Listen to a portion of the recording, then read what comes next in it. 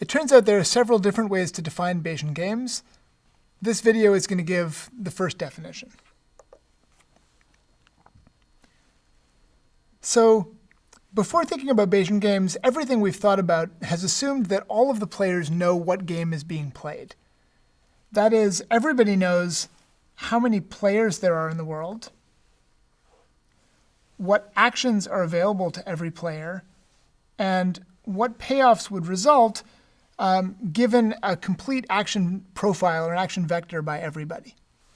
So let me give you a chance to stop and think about why this is still true in imperfect information games, because intuitively it might seem to you like it isn't true. So you might want to pause the video now and think about that, and then I'll tell you the answer.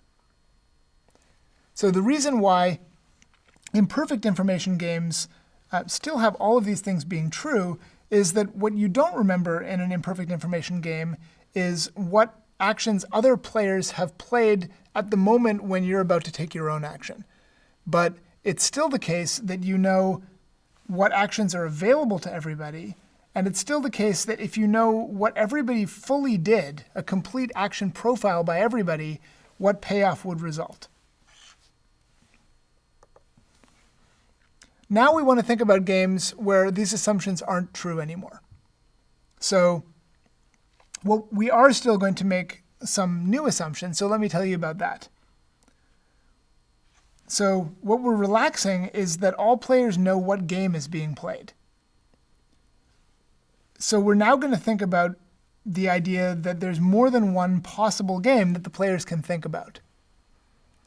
And among all of these possible games that the players will reason about, they're all going to be games that have the same number of agents and the same strategy space for each agent. So how they're going to be different is just in the utility functions. And that's important because it's just difficult to model a situation where you're not quite sure what strategy space you have. It wouldn't be clear how to act. Now, you might find it useful to reason about games in which you're not sure what other agents there are. It turns out that's actually possible to capture within this framework. In that case, you would just always believe that the maximum number of agents were present in every game, but you'd set up the utility functions in a way where sometimes it doesn't matter that some of the agents are present because they're not able to affect anything. The second assumption that we're going to make, it has to do with the beliefs that agents have about these different possible games. So in order for this to work, it has to be the case that agents still have well-defined beliefs about what is possible in the world. And we're going to say that the agents start out with a common prior. So that is, everyone has the same beliefs about what it is that's possible in the world, what games it is that are possible. And then they might get individual private information about, in fact, what game is being played, and then they'll do Bayesian updating. So they'll end up with a posterior belief which is obtained by starting from this common prior and updating it based on their private information. So that's an assumption. We could believe that the agents had different prior beliefs, but that's not what we assume in the case of Bayesian games. So here's one definition of Bayesian games in terms of information sets. So a Bayesian game is a set of games that differ only in their payoffs, also a common prior defined over these games, and a partition structure over the games for each agent. So in other words, a Bayesian game is defined by 4 elements. The first is a set of agents. The second is a set of games.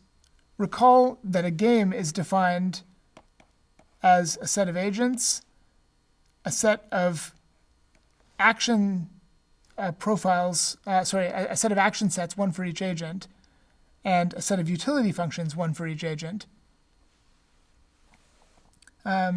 So we're going to restrict this set of games here to all have in common the same set of agents and also the same action sets. So these games are going to differ only in their utility functions. Then P is going to be an element of the set of all possible probability distributions over games. This is going to be our prior distribution. So this is going to tell us how likely each of these games from the set G is. And finally, we're going to have a set of partitions of G, one for each agent. So this is going to be a set of equivalence classes that will say, from the point of view of an agent, certain games are indistinguishable from each other and others are not. Let's look at an example. So this example is a little bit contrived.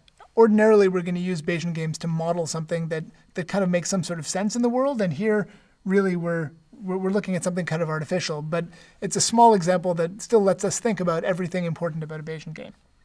So the first thing to notice is that there are 4 possible games that might be played: matching pennies, prisoner's dilemma, coordination, or battle of the sexes.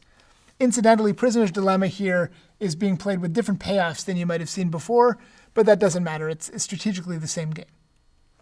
And we have a common prior over the games.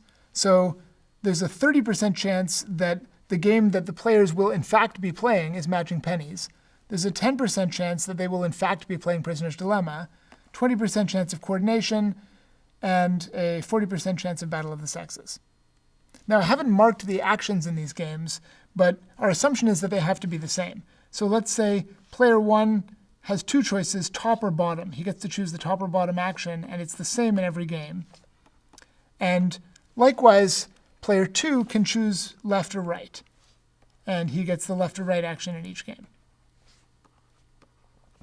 So what is interesting here, of course, is that we have these information sets. So player 1 gets to find out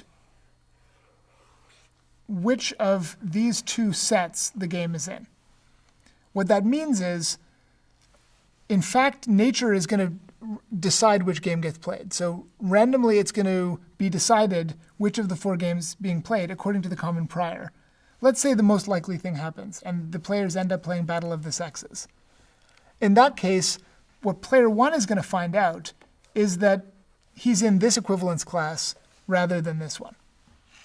So that means he's going to know for sure that he's not playing matching pennies or prisoner's dilemma, but he's going to think that he might be playing either coordination or battle of the sexes. He's going to have no way of telling them apart.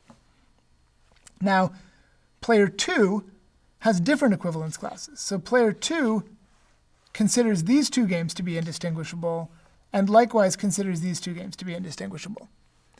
And continuing our example from before, if this was really the game that was randomly chosen by nature, then player 2 would find out that he was in this equivalence class rather than this one, meaning that he would think the game being played was either prisoner's dilemma or battle of the sexes.